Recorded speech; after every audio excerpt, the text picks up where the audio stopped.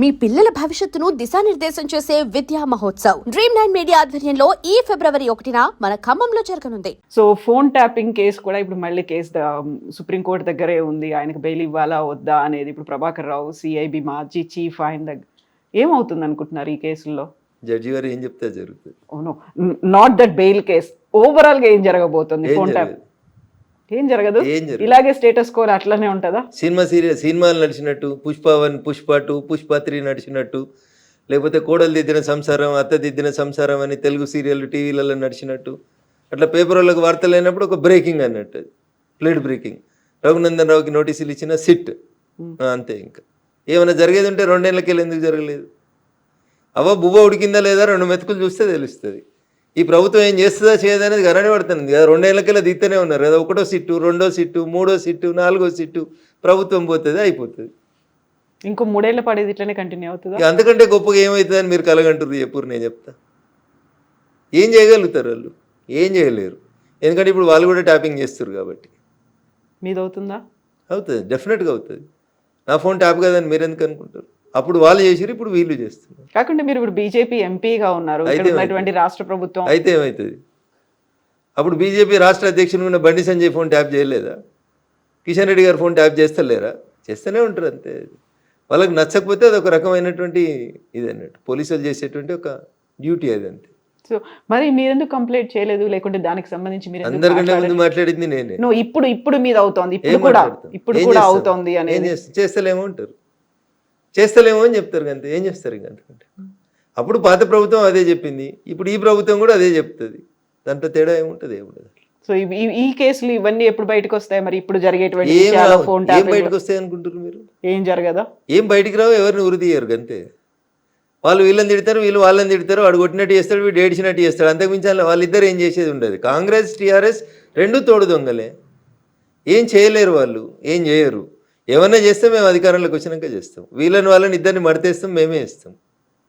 కేవలం రాజకీయంగా టైంపాస్ అంతేనా? ఇప్పుడు టీఆర్ఎస్ చేసిందంటే ఇప్పుడు కాంగ్రెస్ చేస్తుందంటే, వేరే పార్టీలలో ఉన్నటువంటి రాజకీయ నాయకుల్ని వేధించేందుకు వాడుకునేటువంటి ఒక వెపన్ అది అంతే. అంతకుమించి వాళ్ళు చేసేది ఏమన్నా. So Congress party 2 years complete చేసుకుంది ఇక్కడ గవర్నమెంట్ని, రేవంత్ సర్కార్. ఏమనిపించింది ఈ 2 ఏళ్ల పాలన మీకు?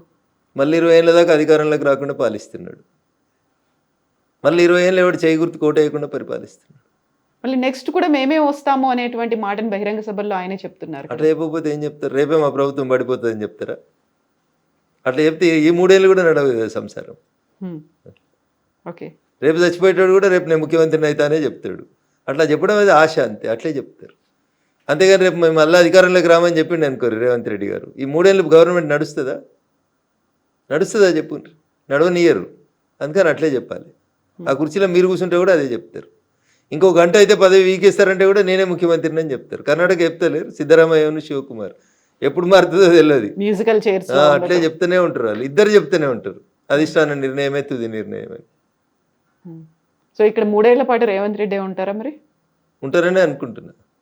ఓకే, వాళ్ళకి అంతకంటే మంచి ఆప్షన్ కనబడుతుందని నేను అనుకుంటలేదు.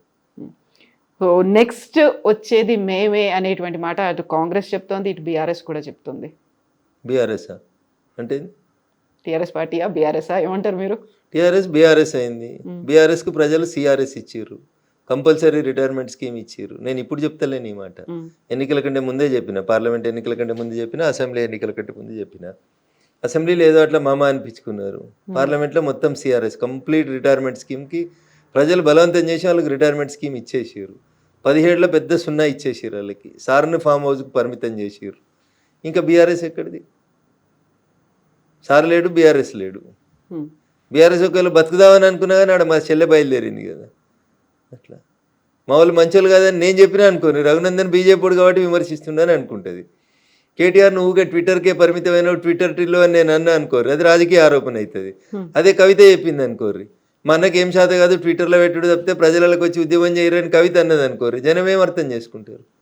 రఘునందన్ రావు నోట్లకి ఎలా మాట వస్తే వీడు రాజకీయంగా అంటుండే అనుకుంటారు. కవిత అంటే కవిత చెప్పింది వాస్తవమే, కవిత ఆ ఇంట్లోకెళ్ళే వచ్చిన బిడ్డ కదా, కవిత చెప్పిందంటే కరెక్ట్ అనుకుంటా. కవిత చెప్పిన మాటలన్నీ కరెక్టే అని మీరు అనుకుంటున్నారా?